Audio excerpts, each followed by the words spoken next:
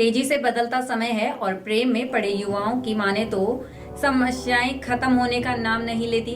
18 से अधिक उम्र होने के बाद यहाँ युवाओं को लगता है कि अब वे अपने फैसले खुद ले सकते हैं, तो इसमें कभी परिवार, आस पड़ोस या फिर पुलिस या तो सरकार बाधा बनती नजर आती है।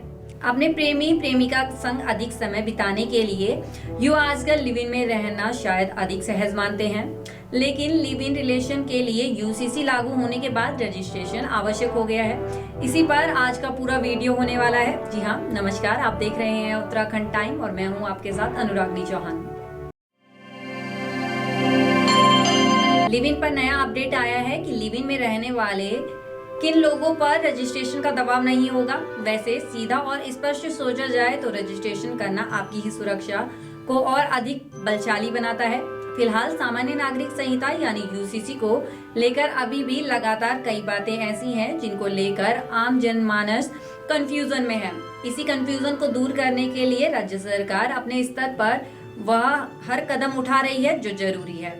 मसलन राज्य के तमाम अधिकारियों को इस बात के लिए तैयार किया गया है कि वह जगह जगह जाकर सामान्य नागरिक संहिता से जुड़ी जानकारी लोगों के बीच साझा करें, उनकी समस्याओं और सवालों का समाधान करें और जवाब दें। यूसीसी में जितनी चर्चा लिव इन की हो रही है, शायद ही दूसरे किसी मुद्दे पर लोग चर्चा कर रहे हों। अब इस मामले पर एक नई जानकारी और सामने आई है। यह बात किसी से छिपी नहीं कि सामान्य नागरिक संहिता में जनजातीय समुदाय को अलग रखा गया है, यानी इस कानून के दायरे में जनजातीय समाज नहीं आएगा। ऐसे में अगर लड़का लड़की एक साथ बिना शादी के रहते हैं और वह जनजातीय समाज से आते हैं तो उनको समान नागरिक संहिता के तहत रजिस्ट्रेशन करवाना अनिवार्य नहीं होगा। ड्राफ्ट की सदस्य डॉक्टर सुरेखा डंगवाल की माने तो भले ही दो में से एक जनजातीय समुदाय से आता हो तो उसको इसके दायरे से बाहर रखा गया है। हालांकि अगर उसकी इच्छा है कि वह रजिस्ट्रेशन करवाना चाहते हैं तो वह करवा सकते हैं, लेकिन जनजातीय समुदाय से होने की वजह से वह इस अनिवार्यता के अंदर नहीं आते। ऐसे में भले ही वह देहरादून में रह रहे हो या विकासनगर या राज्य के किसी भी इलाके में, वह रजिस्ट्रेशन न भी करवाएं तो उनके ऊपर किसी तरह का कोई एक्शन नहीं लिया जाएगा।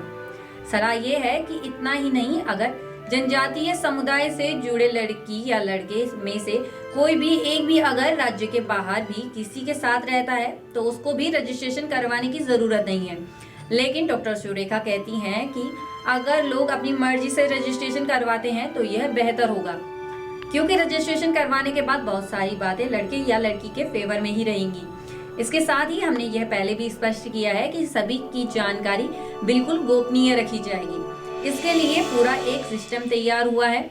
व्यक्ति को सलाह दी जाती है, उसको मानना या ना मानना आप पर निर्भर करता है और अपने जीवन का हर कदम सबसे पहले अपनी सुरक्षा को देखते हुए ही उठाने की हम आपको सलाह देते हैं। आज के लिए बस इतना ही। बाकी की तमाम अपडेट्स के लिए बने रहे उत्तराखंड टाइम पर। धन्यवाद।